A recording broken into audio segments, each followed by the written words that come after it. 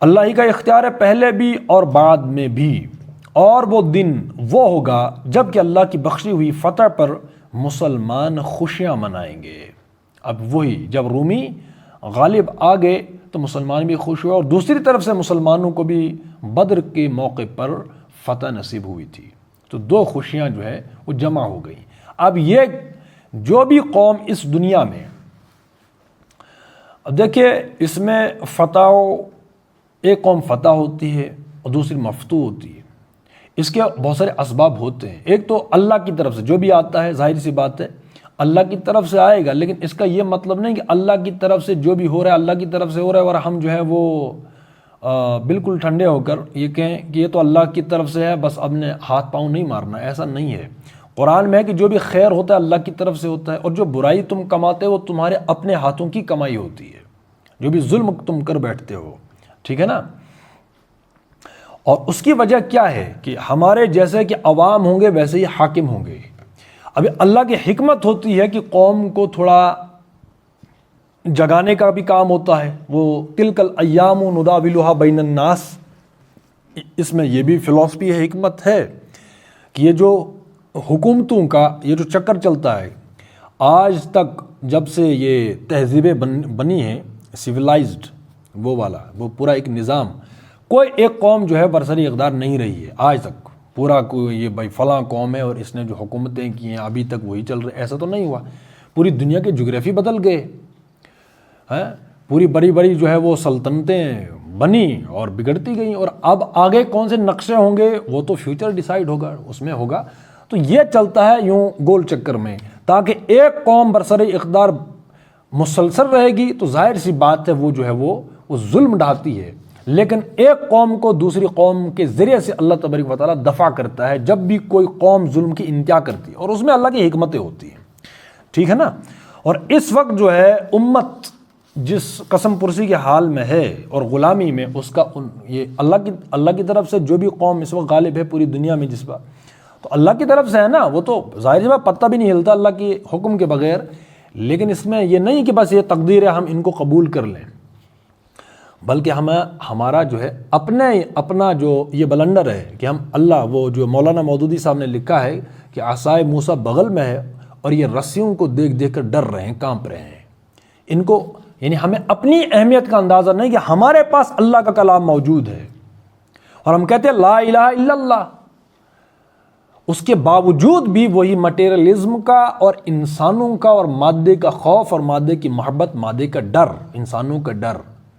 حالانکہ توحید کا مطلب ہی تھا، توحید جب ہم واقعی توحید آ جاتی تو اللہ کا وعدہ ہے، کل بھی ہم نے کہا انتم الاعلون ان کنتم مؤمنین،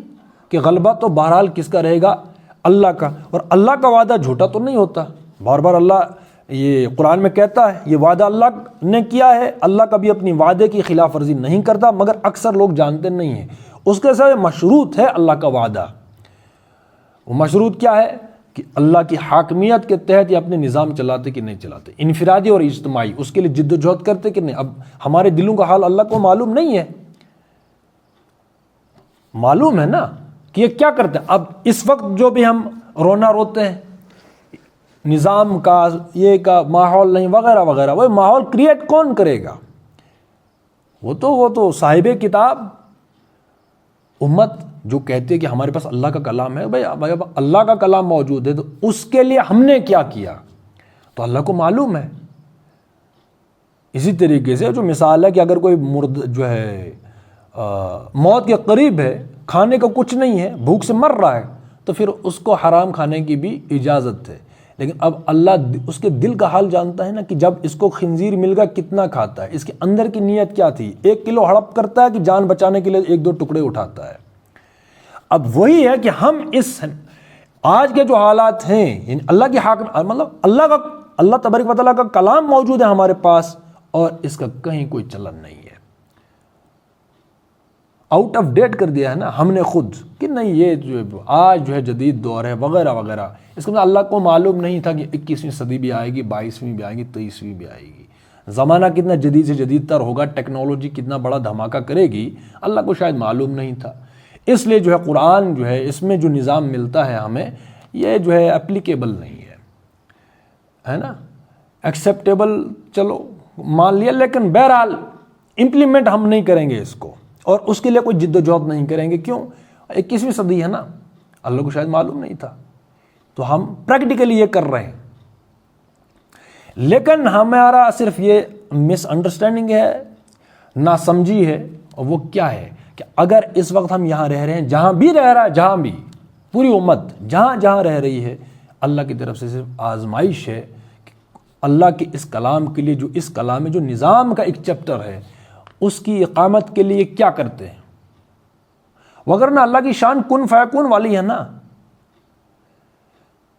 بہت بڑی بات ہے جنت حاصل کرنے کے لیے بس ایک بات کرنی ہے کہ اللہ کی حاکمیت کو قائم کرنے کے لیے، اللہ رسول کی بالادستی قائم کرنے کے لیے اجتماعی جدوجہد، اور وہ دل، مطلب ہمارا دل بھنچے، ہماری وہ کیفیت ہونی چاہیے کہ بھائی موت قریب آ رہی، ایک دن چلا گیا، دوسرا بھی دن بھی چلا گیا، تیسرا بھی چلا گیا، چوتھا بھی چلا گیا، اتنے سال چلے گئے اور میں نے کیا کیا آج تک، قبر تو نزدیک آ رہی ہے، اب میں کیا جواب دوں اللہ کو. یہ والی کیفیت نہ آئے، لیکن اوپر سے سر ہمارا کسی اور کا ہے، دھڑ میرا ہے اور میں اس دھڑ کی وہ کر رہا ہوں پالش. اوپر حوض کے اندر قرآن نہیں ہے، کچھ اور ہے، گدلا پانی آ رہا ہے اور ہم گھر کی ٹنکیاں جو ہیں وہ صاف کر رہے ہیں اور تحریکیں چل رہی ہیں، اوپر یہ والا حال ہے. اور پھر ہر بندے کی تعبیر الگ ہے اسلام کو لے کر، ہر بندہ جو ہے اس سے بحث ہم کریں الگ الگ. ایسا لگتا ہے کہ بھئی قرآن سنا رہے ہیں، مسلمان ہیں، کیا ہیں، میرا اپنا فلسفہ، اس کا اپنا، اس کا اپنا، اس کا. وجہ کیا ہے کہ وہی اوپر جو سر ہے وہ سر کسی اور کے کنٹرول میں ہے، حوض کے اندر جو حوض کسی اور کے کنٹرول میں ہے، تو ہر ایٹم میں وہی بات ہو گئی. لیکن آزمائش یہی تھی کہ حوض کی جو سپلائی ہے اگر وہ کسی اور کے ہاتھوں میں ہے، اور معلوم ہے ہمیں، بس ان کو ہٹانے کی کوشش ہے کہ بھائی حوض کو انسان ہے، ہم فطرت ہے، صاف پانی پینا کیا ہے، فطرت ہے. بس وہ ایک کوشش تھی، وہ بھی آزمائش تھی. اللہ کی طرف سے آزمائش آتی ہے کہ ایک فطری نظام تمہارے پاس ہے، غیر فطری نظام تم پر مسلط کیا گیا، یہ دیکھنے کے لیے کہ یہ اس فطری نظام کو قائم کرنے کے لیے کرتے کیا ہے. اس کے لیے ہم نے اینٹ لگانی ہے، اور یہ تقدیر ہے. وہ تقدیر کیا ہے؟ وہ پوری، ہم بار بار کہتے ہیں انی جاعل فی الارض خلیفہ، وہاں سے لے کر حضور صلی اللہ علیہ وسلم کی تکمیل ہوئی، اور وہاں سے جو گیپ پڑے گا حضرت عیسیٰ اور امام مہدی تک،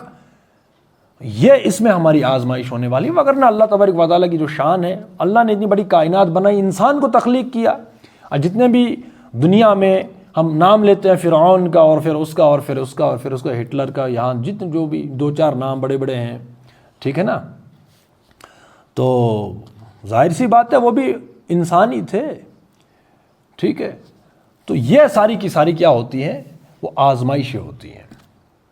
اس میں سے ہم بس اپنے حصے کی وہ پتھر لگانا ہے، بس یہ والی بات ہے، اپنے حصے کا پتھر ہی لگانا ہے نا. ہم کیا کرتے ہیں؟ ٹھیک ہے.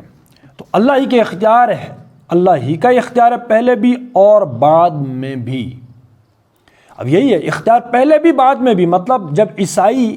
مغلوب تھے